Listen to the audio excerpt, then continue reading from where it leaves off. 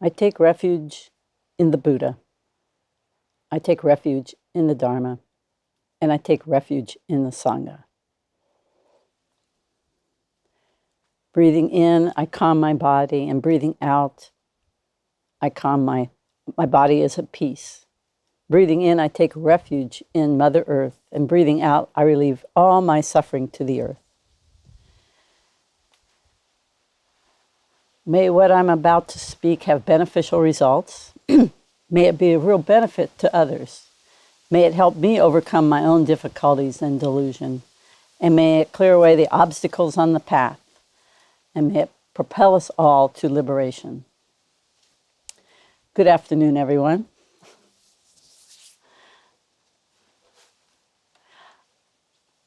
I wanted to reflect just for a moment on our tea together.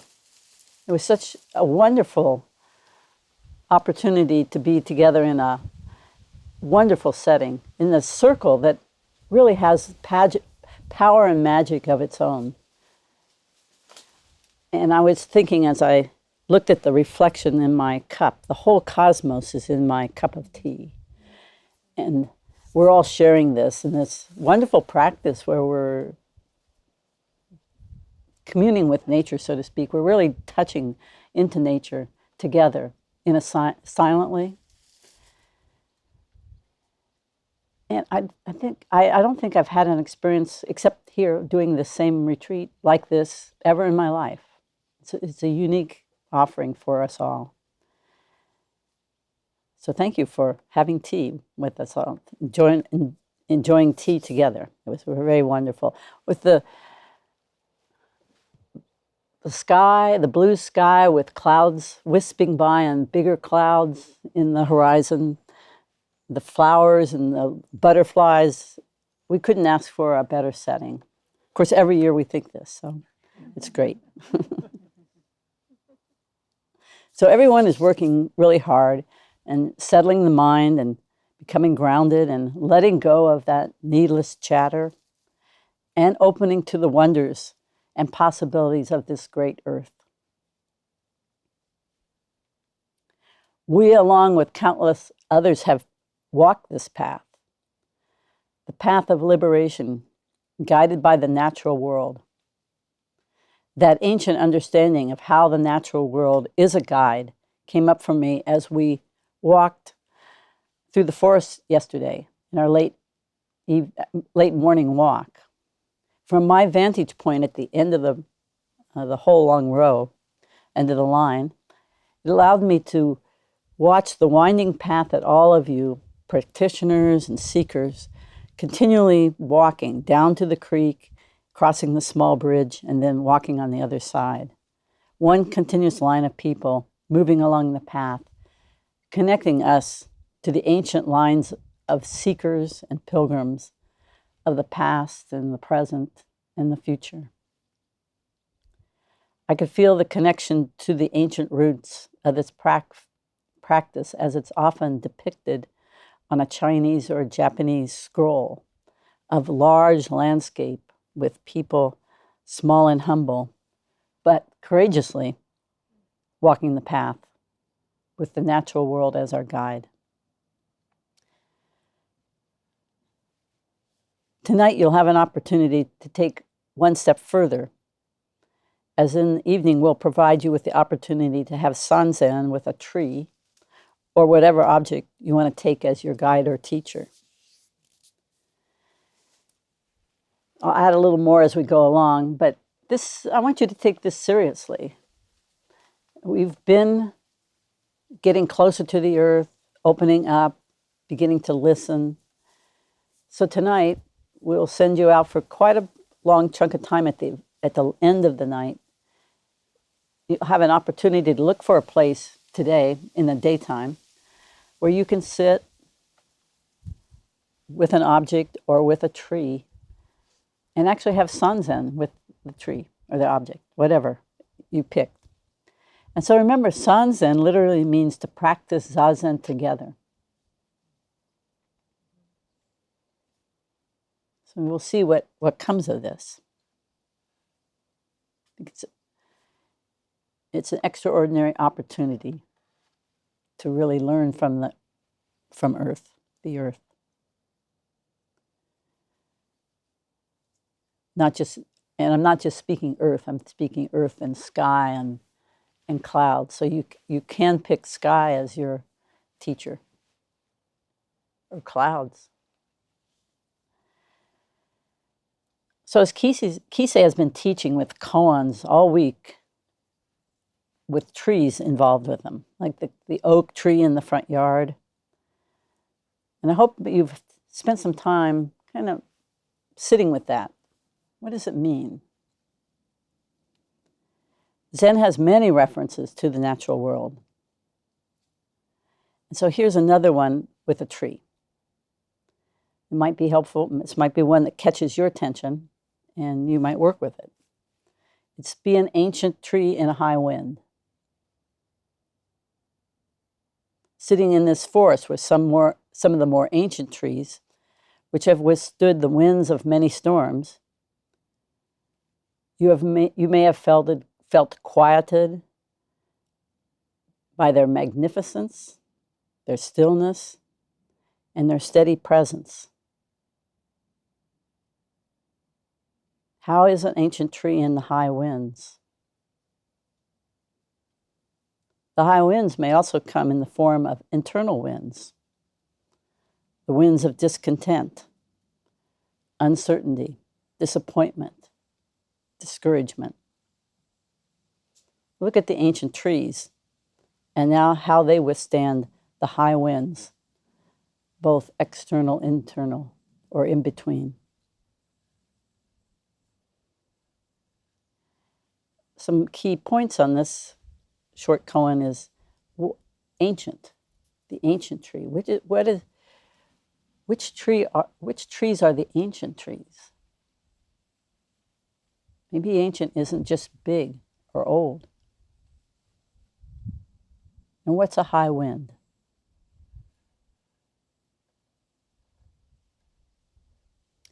Here's another story with a tree, another Zen story. This is from Thich Nhat Hanh's The Art of Living, Peace and Freedom in the Here and Now. Here's a Zen story about a student who felt he hadn't really received the deepest essence of his master's teaching. And so he went to question him. His master replied, "On your way here, did you see the cypress tree in the garden, in the courtyard?" Perhaps that student wasn't yet very mindful. The master was saying that if on your way to see your teacher, we go by a cypress tree or a beautiful plum tree in blossom and you don't really see it, then when we arrive in front of our teacher, we won't see our teacher either. We shouldn't miss any opportunity to really see our cypress tree or the oak tree or the ancient tree or any tree.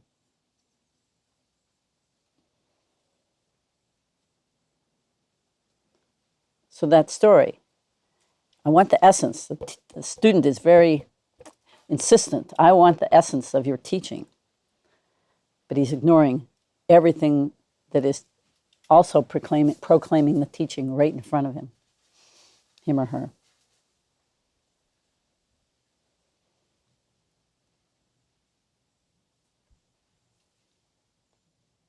So as I mentioned at the beginning, at this point in Sesshin, for the most part, we've calmed down the chattering mind, or at least we're not responding much to it. And as that happens, our eyes open in a different way. We begin to notice both wider and deeper details and background.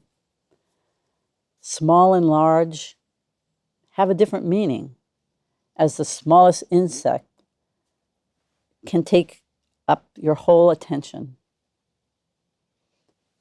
And you can hold the whole landscape in your eye, with your view.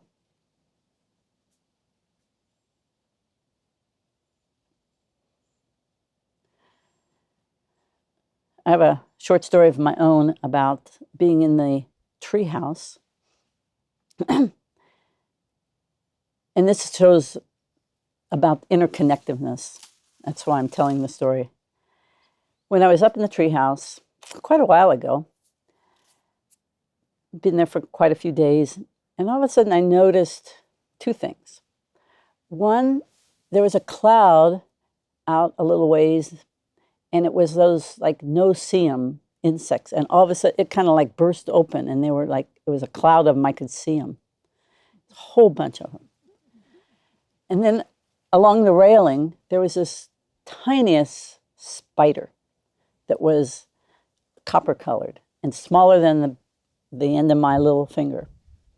And it came out, all of a sudden, I hadn't seen it before. It came out, and I thought, well, I wonder what it's going to do. What's happening here? And as those no-see-ems got closer to me, of course I could see a little bit this time, and all of a sudden the spider put out these long tendrils of spider web and caught one and brought it in. And I thought, whoa, spiders fish, or how does the spider know? How did that spider know that was happening? What communication is going on that I don't know about? And then he reeled it in and then stuck it under the railing for later. and then did it again. So it was like very kind of amusing and shocking, but also it showed there's so much going on and so much interconnectedness that we don't know about. So open your eyes and just sit. Open your ears and just listen. Use your whole body to listen. Use your whole body to see and to feel. We might be noticing that colors are really bright and vibrant. We might be able to take, right now you might be seeing things completely in a new and different way, as you may have never noticed. Like just walking to lunch, I noticed how that, I call it Queen Anne's lace, the wild carrot, or the Queen Anne's lace is such a complex kind of flower. And it was one that I knew from my childhood. And what a beautiful addition to our meadow as we walk along. It does look like lace, Queen Anne's lace. So we might be wondering if our fixed views are just like this. They could be let go of too. Freed, like our freeing of our vision, our freeing of our sound, listening, and our freeing of our feeling. Can we free ourselves from these ideas that we have, that we think are important, that need to be held closely, or can we free ourselves from kind of the constant chatter or the fear or anxiety? Can we really see the cypress tree on our way to lunch? Or perhaps the apple tree where we eat our lunch? Or a giant fir? That's what this retreat is calling you to do. Just open up a little more. So a little bit about trees. What about trees? Since the dawn of human time, trees, the oldest living thing on earth, have been our faithful, silent companions. I don't know if they are the oldest, but the longest living. Bristol cone pines can be over 5,000 years old. That seems, maybe that's why we think there's wisdom in old trees. Interesting to think that old trees have wisdom and they've just been sitting there doing nothing.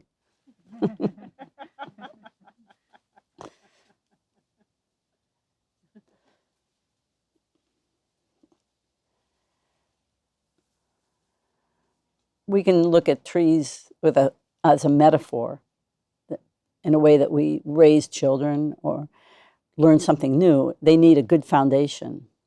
And if we stake a tree too long, when you put a new tree in and you stake it, and you never take the stakes off, the tree will never stand on its own. It's always striving to push upward towards something yet unseen. So trees are a lot like humans. They have to be unstaked at one point and grow on their own.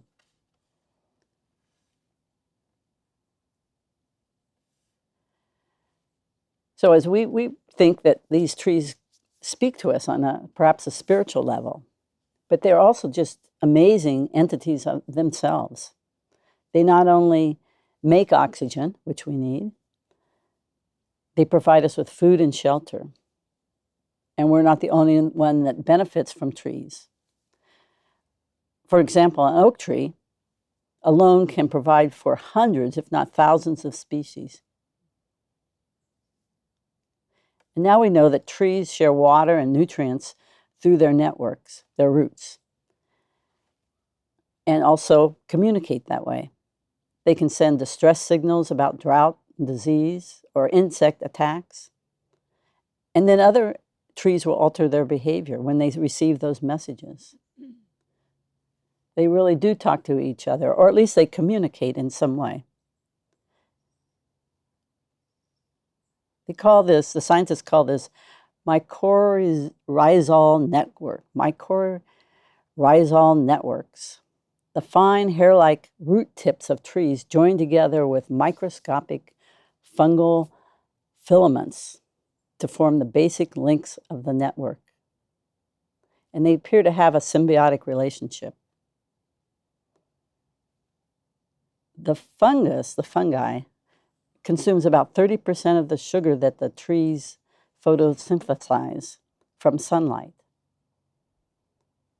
And the sugar is what fuels the fungi as they scavenge the soil for nitrogen and phosphorus and other material that they need to live.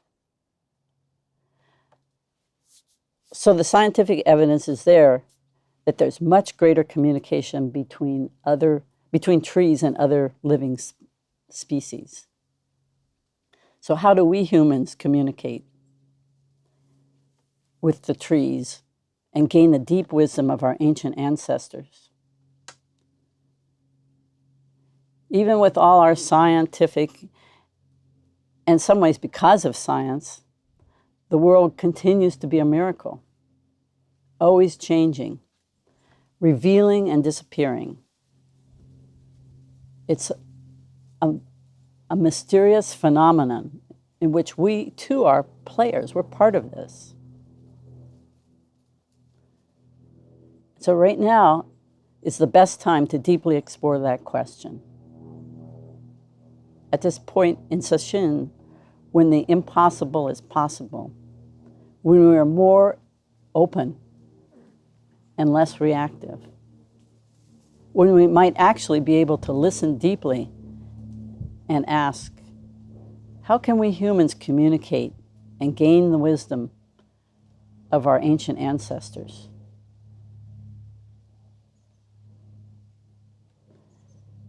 Albert Einstein says, look deeper into nature and then you will understand everything better. I think that includes us and our own behavior. Tonight when you have sanzen with a tree, or whatever you're going to have sanzen with,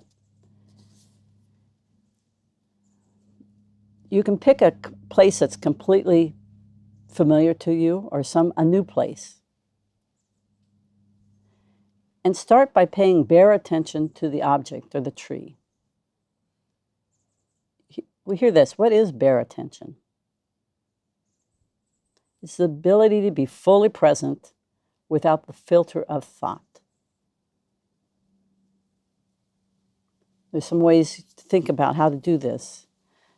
And some of you have already done this, but just so that we all are clear,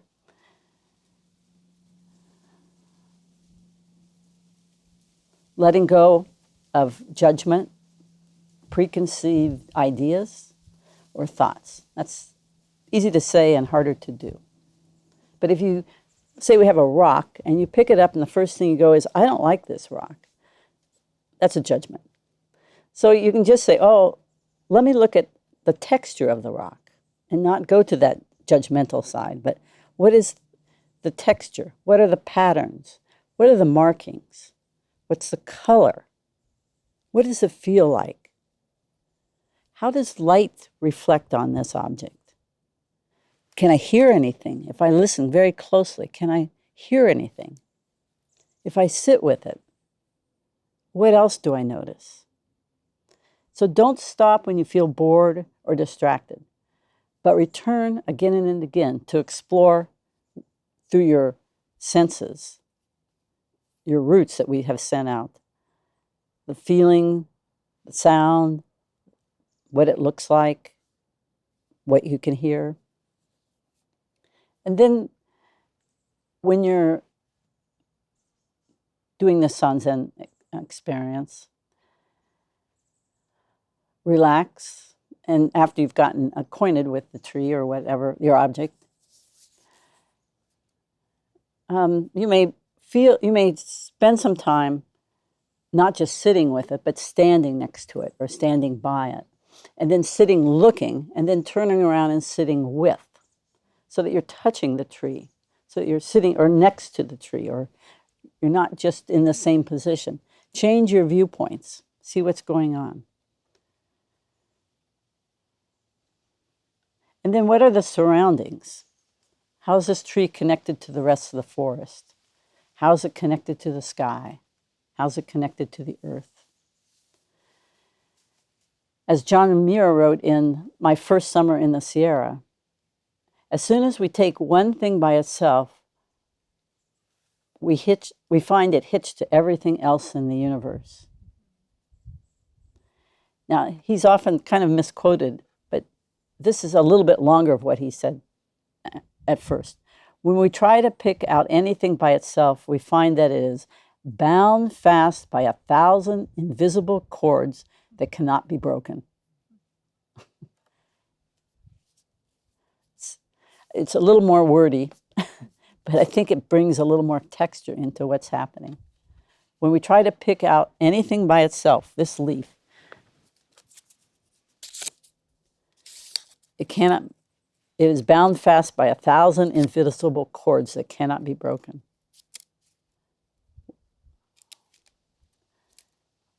If you don't know who John Muir was, he was Scottish-American naturalist, author, botanist, zoologist, glaciologist, and early advocate for the preservation of wilderness. He did lots of hiking and being in Yosemite and in Alaska, up at Rainier. And because of him, the Sierra Club became. So he had a spiritual experience. He had a spiritual relationship to the earth.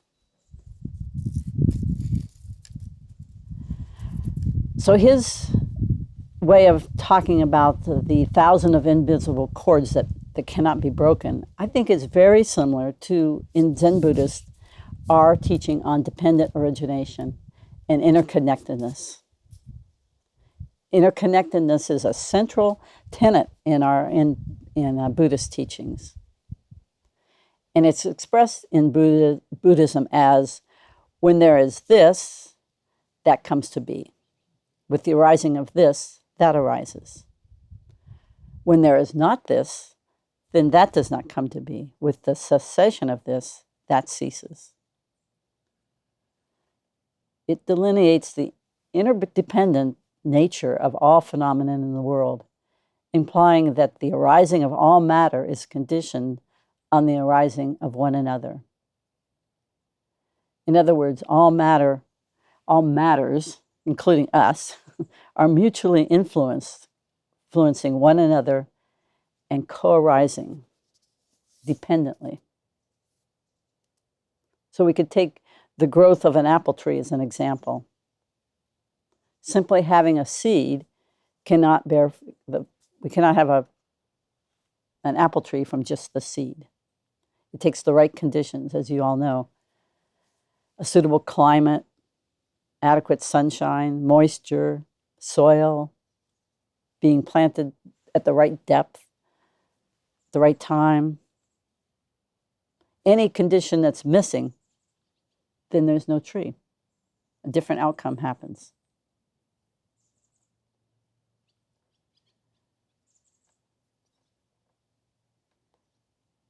So we can see that fairly easily in the world and understand that we are all connected, and continually explore how those connections are made. It also lays the foundation for our teaching about the causes of suffering and the way to eliminate suffering.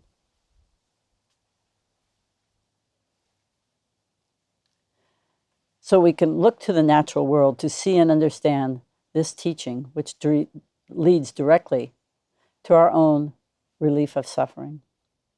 So just explore this interconnectedness during your Sanzen tonight. Trees are voiceless companions on the path with us.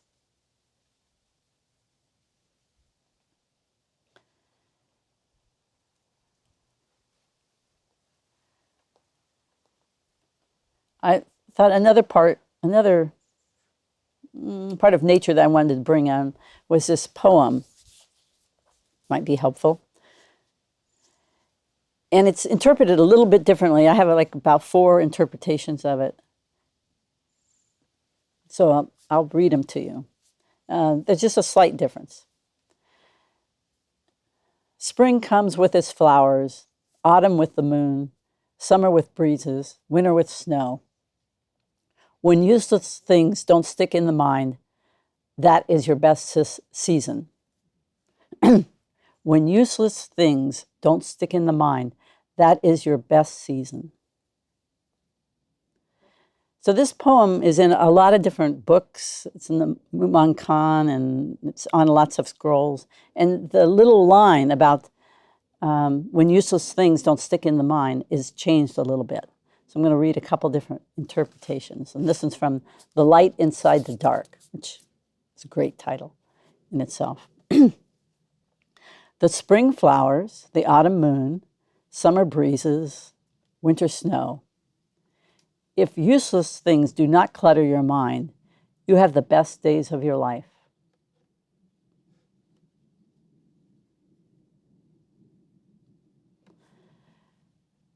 Hundreds of spring flowers, the autumn moon, a refreshing summer breeze, winter snow. Free thy mind of all idle thoughts. And for thee, how enjoyable every season is. Kind of an old English way to look at it. Hundreds of flowers in the spring, the moon in autumn, a cool breeze in summer, and snow in winter. If there is no vain cloud in your mind, for you it is a good season.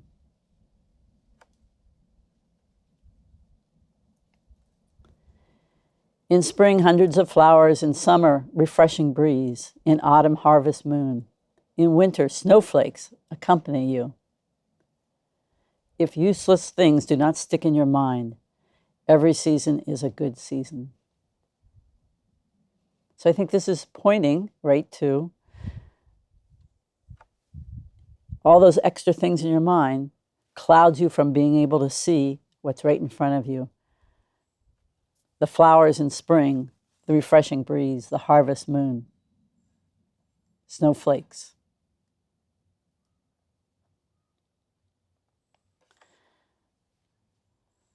A couple other nature references that I thought from Buddhist teachings I thought would be interesting for you. In one sutra, they liken the Buddha's voice to the song of birds. If we live in mindfulness and our mind is concentrated, we can also hear the teaching of the Dharma in the sound of the wind and the sound of the birds.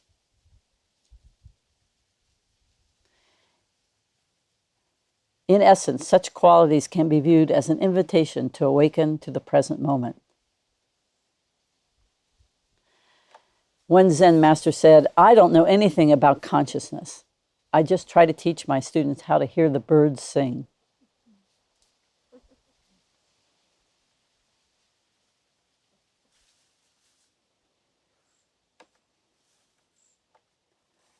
And we've, in several of, I think, of the poems, we hear about like a white heron disappearing in the snowy landscape.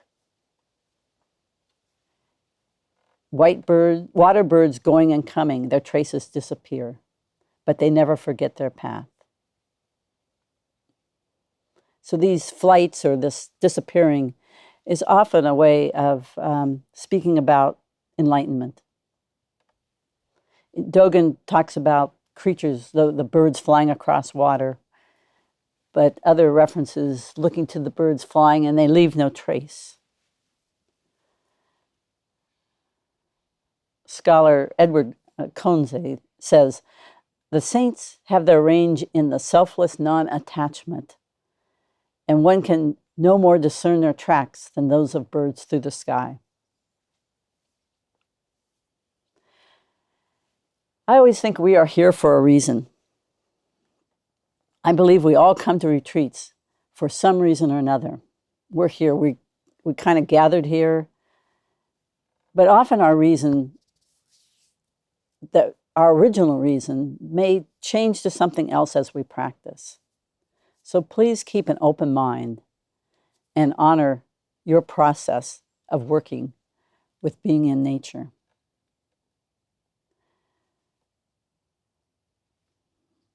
I like this quote from Joko Beck. She says, and this is kind of on the same idea that we come for a reason. Life always gives us exactly the teacher we need at every moment. This includes every mosquito, every misfortune, every red light, every traffic jam, every obnoxious supervisor or employee, every illness, every loss, every moment of joy or depression, every addiction, every piece of garbage, every breath. Every moment is the guru, the teacher. And then for the wrapping up this talk, I want to add this short message about healing from Jack Cornfield. And a message from Heather, who was with us and had to leave early because of a medical condition. They both point to the interconnectedness of our lives. And as I said, bring this interconnectedness into your Sanzen tonight. Jack Cornfield says, we all need healing at different times in our lives. Sometimes we need healing for physical illness. At other times, we need to heal the traumas that we've suffered and find ways to release the difficulties of the past we carry in our bodies. We need release from the struggles and emotions brought about by our conflict and the pain we experience from the follies of humanity.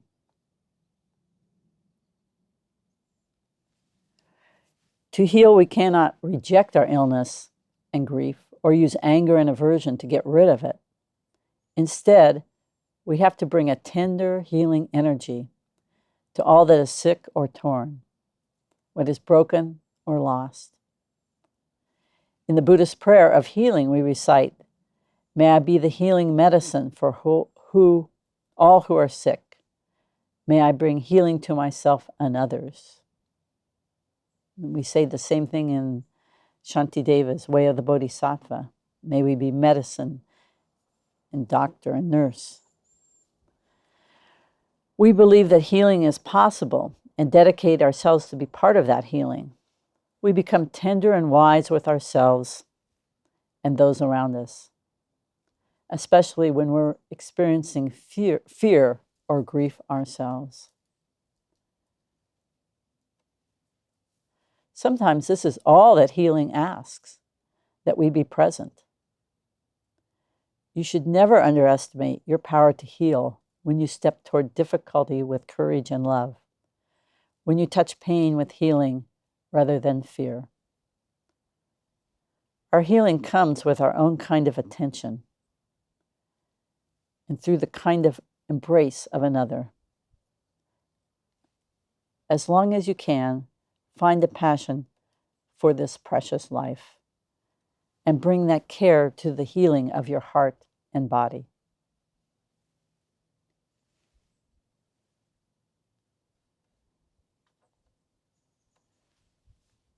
So we have an opportunity to open, to expand our awareness, to let go, to heal, to allow the earth to help heal us. And as Heather has been undergoing cancer treatment for many, many years, and she was very excited to be here, but had some symptoms that she needed to get taken care of. And so she left yesterday, and then I contacted her, and she wrote back. And so she said, she told me what had happened. She said, and she wanted to thank Dojun, who was very, very kind to her. And so she said, yes, you can share this with everybody. She said, as I packed up yesterday, I cried out of frustration because I was enjoying the sesshin and didn't want to leave. But then I paused and walked out to the trees by the parking lot. While I breathed, the trees reminded me that nature is everywhere, not just at a meditation retreat. And I can go to them support anytime. Then I felt like everything was okay, and I drove home. So I thought that was a perfect ending to how we use this practice in just whatever comes our way. So tonight when we